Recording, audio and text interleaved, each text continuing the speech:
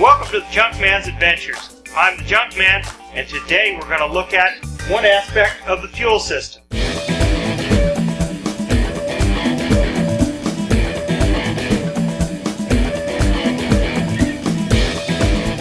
Well, the part of the fuel system that we're going to first focus on here is the fuel tank and then the fuel shutoff valve, or petcock as it's sometimes known. These are common problems when diagnosing the fuel system. This is just one part of it, because no matter how clean your carburetor is, if you have a dirty tank or fuel shutoff valve or petcock is dirty, you're just going to put more dirt in that carburetor and it's just going to give you fits. This will show you some of the basics of what an extreme case of leaving fuel for extended period of time in a tank, whether it be, like I said, a lawnmower, snowblower, or something of that nature, can cause gunk and varnish buildup. No matter if you use ethanol fuel or regular fuel, this can be a problem. We're bringing it on in closer here.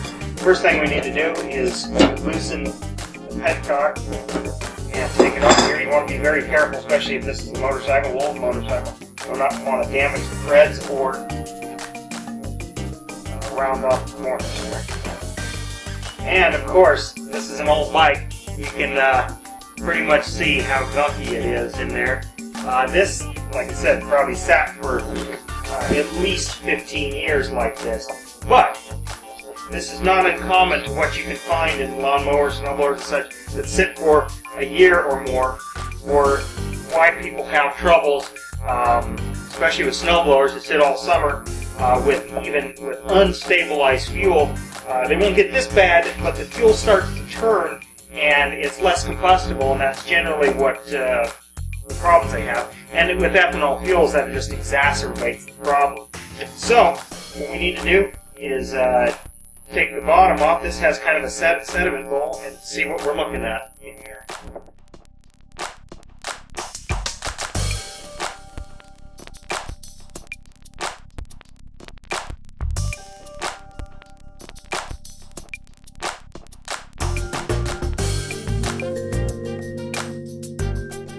Because this is an extreme case, we're going to use a carburetor dip parts cleaner solution here. Get this at most auto parts stores in gallon cans. That's a basket in here.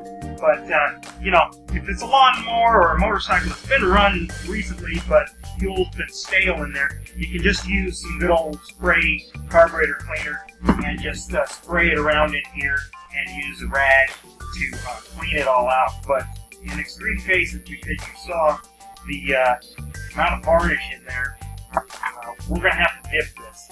Now, this stuff is pretty caustic. You can see I got gloves, hand protection on. Put some eye protection on here too. You don't want this splashing into your eyes. So, safety glasses, goggles, whatever you have. Be safe. I also want to do it in a well-ventilated area. My shop's well-ventilated, so we're not a problem. But you don't want to do this in a really close place, especially even when you're using this, because it's propellant. It's like spray paint. It's going to start stinking in the room that you do it. So you want to do it outside, preferably, but also you don't want to get dirt in your part you're trying to clean. So we're going to do this.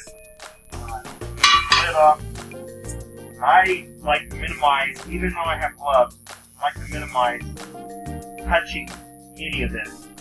And so pull the basket out, I use air pliers, and put the parts in. Now something like this cap, I don't want to stick it in like that. When you stick it in, air pocket's going to form in there, and the solvent's not going to get to the varnish. So you want to set it up when you set it down in there. And also, I'm just going to put this whole thing. Now, there's rubber parts and plastic parts. Now, I'm going to have to replace all these in this, so I really don't care.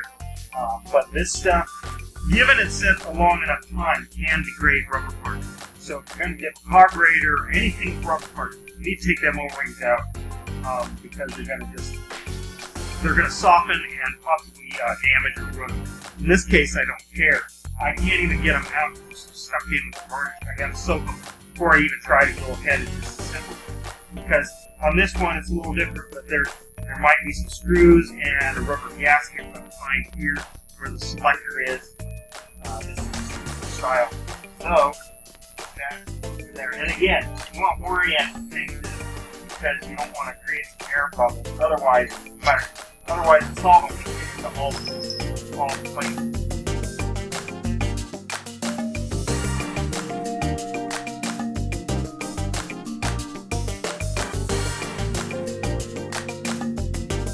Now to let this set for a while and come back and see what it's dissolved.